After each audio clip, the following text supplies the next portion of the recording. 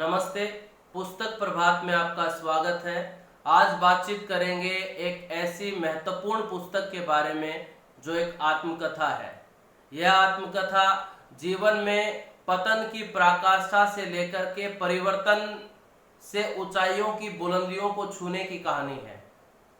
एक व्यक्ति जो अंग्रेजी शिक्षा में पल्लवित और पुष्पित होता है, जिसका जन्म एक बेहद बड़े खानदान में हुआ, अंग्रेजी माहौल में पला बड़ा, लॉर्ड मैकाले का जो प्रशंसक हुआ करता था और भारतीय संस्कृति और संस्कृत से घृणा किया करता था, वह व्यक्ति जब एक संत के संपर्क में आता है तो उसके जीवन में कितनी सारी घटनाएं घटती हैं। जितने भी जीवन में दुर्गुण थे, चाहे वो वेश्यागमन का था, चाहे वो शराब का था, चाहे वो मांसाहार का था, चाहे वो भारतीय संस्कृति से घृणा का था, वो सारे के सारे व्यसन किस तरीके से एक एक करके उस व्यक्ति के जीवन से दूर होते चले जाते हैं। और वह व्यक्ति जो नास्तिकता की पराकाष्ठा के ऊपर सवार होकर के स्वयं को घोर नास्तिक घोषित कर चुका था, उसके जीवन में इतना ज्यादा बड़ा आस्तिकता का संचार होता है कि वह अपना नाम ही श्रद्धानंद रख लेता है।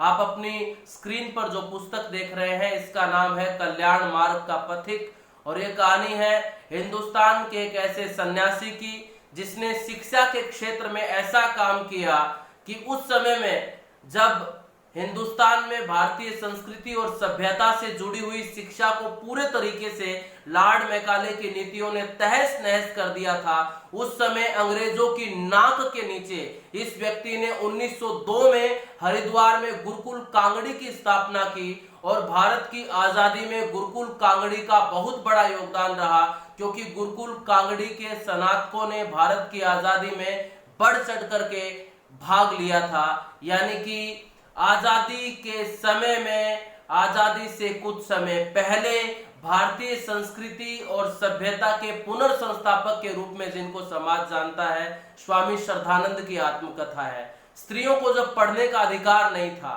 स्त्रियों को सीमित तौर पर पढ़ने के अधिकार दिए जाते थे, और जो कॉन्वेंट स्कूल थे उनमें कुछ उच्च वर्ग की, उच्च परिवारों की ही कन्याएं पढ़ पाती थी। उस समय उनकी अपनी एक बेटी जब एक कॉन्वेंट स्कूल में पढ़ने जाती थी और जब वो घर आई तो उसने गीत गाना शुरू किया कि मानव ईसा ईसा बोल, तेरा क्या लागे है मोल, ईसा मेरा राम रमैया, ईसा मेरा कृष्ण कन्हैया। और जब मुंशीराम यानी कि स्वामी श्रद्धानंद ने अपनी बेटी के मुख से बात सुनी तो उन्होंने उससे बुलाकर के पूछा कि तुझे कौन सिखा रहा है। तो बेटी ने कहा कि ये तो मेरे स्कूल की प्रार्थना है, हमें टीचर्स यही पढ़ाते हैं, यही सिखाया जाता है। तो उस समय उनका माथा ठनका और उन्होंने जालंधर में कन्या महाविद्यालय की स्थापना की, जो आज एक बहुत बड़ा कॉलेज है जालंधर में। तो सबसे पहले जालंधर में एक विद्यालय की, कन्या विद्यालय की स्थापना करने वाले महात्मा मुंशीराम ही थे। तो शिक्षा के क्षेत्र में भारतीय संस्कृति की प्रमुखता को ध्यान में रखते हुए जितना बड़ा काम इस सन्यासी ने किया, उतना बड़ा काम मुझे नहीं लगता कि उस समय में किसी व्यक्ति ने किया होगा। धर्म के क्षेत्र की अगर बातचीत करें तो धर्म के क्षेत्र में स्वामी श्रद्धानंद का बहुत बड़ा योगदान था। और जब वो इस क्रियाकलाप को बड़े स्तर पर करने लग गए थे तो महात्मा गांधी ने उनके सामने एक प्रस्ताव रखा था कि श्रद्धानंद या तो कांग्रेस को छोड़ दो या अपने शुद्धि आंदोलन के काम को बंद कर दो। तो उसके बाद स्वामी श्रद्धानंद ने कहा था कि मैं आज इसी वक्त से कांग्रेस को छोड़ता हूं, लेकिन शुद्धि के कार्य को बंद करने वाला नहीं हूं।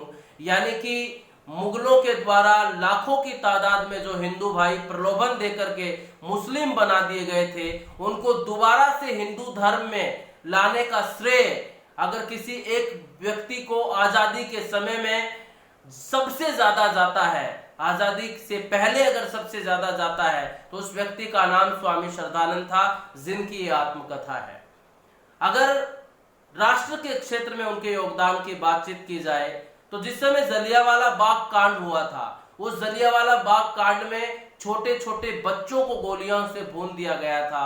महामना मदन मोहन मालवीय छोटे छोटे बच्चों की जो चप्पलें और जूतियां थी, जलियांवाला बाग से इकट्ठे करके उन्हें बोरी में भर के अंग्रेजों के दरवाजे पर फेंक करके आए थे और उनसे पूछा था कि इन छोटे छोटे बच्चों का क्या कसूर थे, ये तो जानते भी नहीं है कि किस व्यक्ति का मत क्या है, धर्म क्या है, आजादी क्या है। इनको तो कुछ नहीं पता था, इन निर्दोष बच्चों को क्यों मार दिया गया, इनका क्या कसूर था। और उस समय में कांग्रेस का अधिवेशन अमृतसर में होने वाला था, लेकिन कोई भी व्यक्ति ऐसा नहीं मिल रहा था कि उस अधिवेशन में स्वागताध्यक्ष बन सके।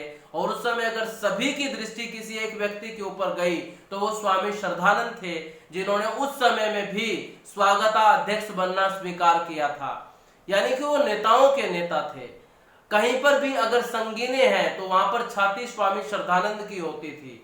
भारत की आजादी में उनका अभूतपूर्व योगदान रहा, शुद्धि आंदोलन में उनका अभूतपूर्व योगदान रहा, और उनका जीवन पूरे तरीके से परिवर्तित हुआ, क्योंकि उससे पहले उनके जीवन में बहुत सारे दुर्गुण थे, बहुत सारी कमियां थी, जिन घटनाओं का वर्णन इन्होंने कल्याण मार्ग के पथिक में बहुत विस्तार से किया है कि किस तरीके से मेरा जीवन पूरे तरीके से अंधकारमय हो चुका था, मैं नास्तिक बन चुका था, मेरे जीवन में पतन की पराकाष्ठा थी, मैं वेश्यागमन भी करता था, मैं शराब भी पीता था, मैं जुआ भी खेलता था, मैं मांसाहार भी करता था, लेकिन एक सन्यासी ने मेरे जीवन को बदल करके रख दिया। और इस कल्याण मार्ग के पथिक को ऋषि दयानंद, जो आर्य समाज के संस्थापक थे, उनको समर्पित करते हुए पहले ही पृष्ठ पर वो लिखते हैं कि ऋषि परवर, आपको अपना भौतिक देह त्यागे 41 वर्ष हो चुके हैं, लेकिन आपकी विशाल जो भव्य दिव्य आपका विशाल व्यक्तित्व था वो मेरे हृदय पटल पर ज्यों का त्यों अंकित है। मेरे अलावा और कौन मरण धर्मा मनुष्य जान सकता है कि आपने न जाने कितनी बार गिरते गिरते मेरी आत्मिक रक्षा की है, मुझे बचाया है। आपने हजारों लाखों गिरी हुई आत्माओं की काया पलट दी है। भगवान, मेरा संपूर्ण जीवन आपका ऋणी है, आपका कृतज्ञ हूं मैं, और आपके इस ऋण से उऋण होना चाहता हूं। जिस परमपिता परमात्मा की असीम कृपा से आप उनके परमानंद में विचरण कर रहे हैं, उन्हीं परमपिता परमात्मा से मैं प्रार्थना करता हूं कि वह मुझे आपका सच्चा शिष्य बनने की शक्ति प्रदान करे। आपकी जन्म शताब्दी के ऊपर मेरे जीवन में जितनी भी बुराइयां थी, जितनी भी कमियां थी, उनका उल्लेख मैं अपनी इस पुस्तक कल्याण मार्ग के पथिक में कर रहा हूं। मुझे नहीं लगता कि आपको आपकी जन्म शताब्दी के ऊपर अर्पित करने के लिए इससे बढ़कर के कोई उपहार और तोहफा मेरे लिए हो सकता है। आपका श्रद्धानंद सन्यासी। तो ये कहकर के इस कल्याण मार्ग के पथिक नामक पुस्तक को उन्होंने लिखा, और उस समय का जो पूरे का पूरा परिवेश है वो आपकी आंखों के सामने तैरने लग जाएगा कि एक व्यक्ति किस तरीके से भारत के एक अवधूत सन्यासी के संपर्क में आकर अपनी अंग्रेजियत का चोला उतार करके, अपनी वकालत की डिग्री को लात मार करके अपना सारे का सारा जीवन भारतीय संस्कृति, भारतीय सभ्यता, दलितों के उद्धार के लिए लगा देता है, समर्पित कर देता है। और एक घटना जो स्वामी श्रद्धानंद जी के बारे में है, जिसका जिक्र महामना मदन मोहन मालवीय भी किया करते थे। शुद्धि का कार्यक्रम चल रहा था, महामना मदन मोहन मालवीय की संस्था उस कार्यक्रम को कर रही थी और स्वामी श्रद्धानंद भी उस कार्यक्रम में शामिल थे।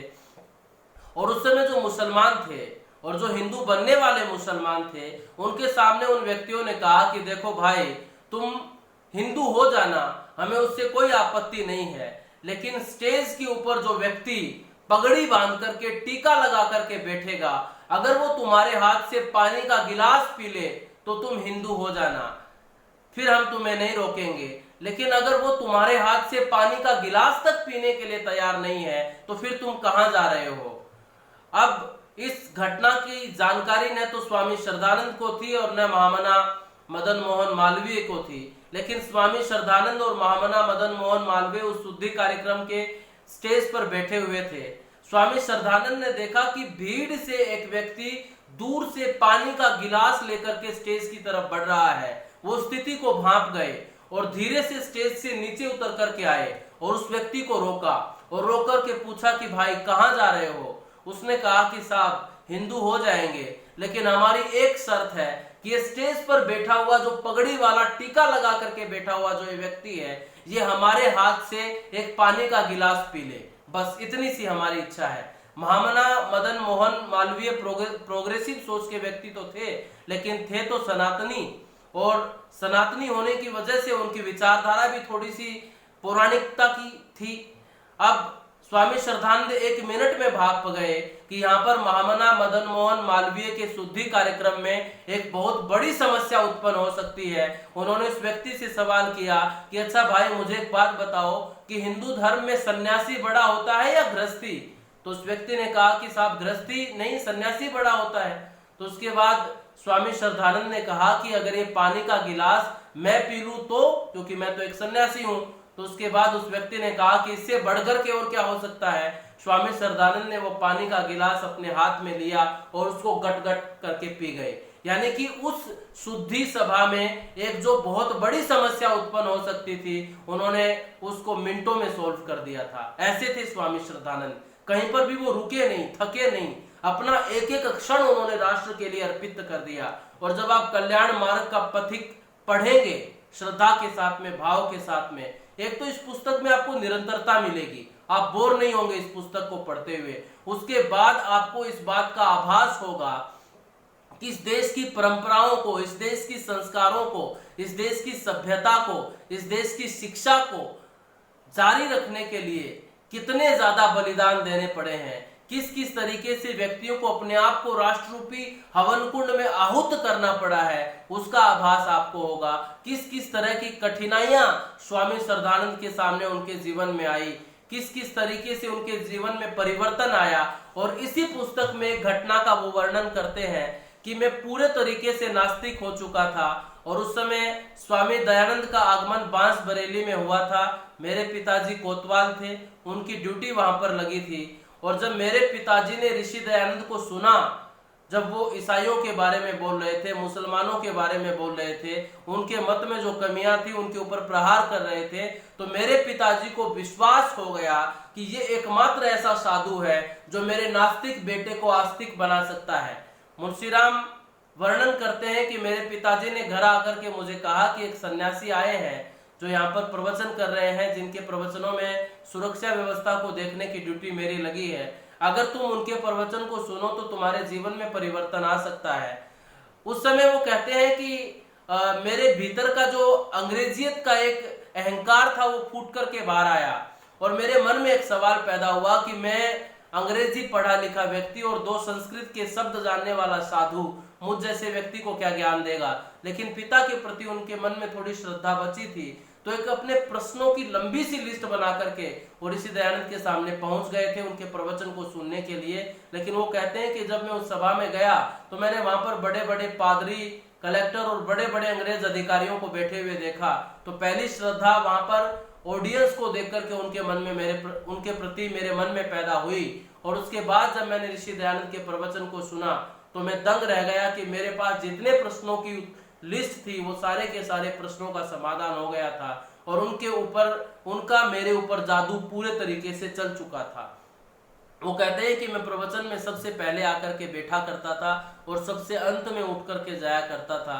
जब ऋषि दयानंद प्रस्थान करने लगे तो मैंने उनसे सवाल किया था कि ऋषि प्रवर, आपने अपने तथ्यों से, अपने तर्क से ये सिद्ध तो कर दिया कि ईश्वर नाम की कोई सत्ता है जो इस समग्र संसार का संचालन कर रही है, कोई शक्ति है जो इस संसार को चला रही है, लेकिन पता नहीं क्यों आपके इतने तथ्यों और आपके इतने तर्कों के विवेचन के बाद भी मेरा ईश्वर के ऊपर विश्वास नहीं हो पा रहा है। तो कहते हैं कि ऋषि दयानंद ठाका मार करके ऐसे, और उन्होंने कहा कि मुंशीराम, मैंने केवल ये कहा था कि मैं तथ्यों से, तर्कों से सिद्ध कर सकता हूँ कि ईश्वर है, मैं तुम्हारा ईश्वर के ऊपर विश्वास नहीं करवा सकता। विश्वास तो तब जाकर के होगा जब ईश्वर की कृपा तुम्हारे ऊपर होगी। और इस व्यक्ति के ऊपर ईश्वर की इतनी ज्यादा बड़ी कृपा हुई कि इसने संन्यास लेते हुए अपना नाम ही श्रद्धानंद रख लिया था। तो आप स्वामी श्रद्धानंद के जीवन की यात्रा करेंगे, भारतीय संस्कृति के साथ में जुड़ेंगे, भारतीय संस्कृति और सभ्यता के संस्कारों के साथ में जुड़ेंगे। और मैं समझता हूं कि शुद्धि आंदोलन में किस तरीके से बहुत बड़ा योगदान स्वामी श्रद्धानंद ने दिया, देश की आजादी में दिया, स्त्रियों की शिक्षा के क्षेत्र में दिया और खास करके दलितों के उद्धार के क्षेत्र में दिया, उसके बारे में जानकारी आपको मिलेगी। आपके जीवन में कितने भी दुर्गुण क्यों ना हो, कितनी भी कमियां क्यों ना हो, कितनी ही पतन की पराकाष्ठा के ऊपर आप क्यों ना पहुंच गए हो, लेकिन उसके बावजूद भी अगर आप ठान ले कि आपको अपने आप को परिवर्तित करना है, स्वयं को बदलना है, स्वयं को ऊंचाइयां देनी है, स्वयं के जीवन को दिशा देनी है, तो आप भी यकीनन मुंशीराम से महात्मा मुंशीराम और महात्मा मुंशीराम से स्वामी श्रद्धानंद बन सकते हैं। और ये ज्ञान आपको यही पुस्तक जो आपकी स्क्रीन पर आपको दिखाई गई थी, कल्याण मार्ग का पथिक, देगी। गोविंदराम हासानंद एक प्रकाशक है दिल्ली में, आप गूगल पर सर्च करेंगे तो आपको मिल जाएगा। उन्होंने इस पुस्तक का प्रकाशन किया है, आप इस पुस्तक को मंगा करके पढ़ सकते हैं। मैं यकीन के साथ कहता हूं कि ये आपको अपनी संस्कृति पर गर्व करने का मौका देगी। जय हिंद।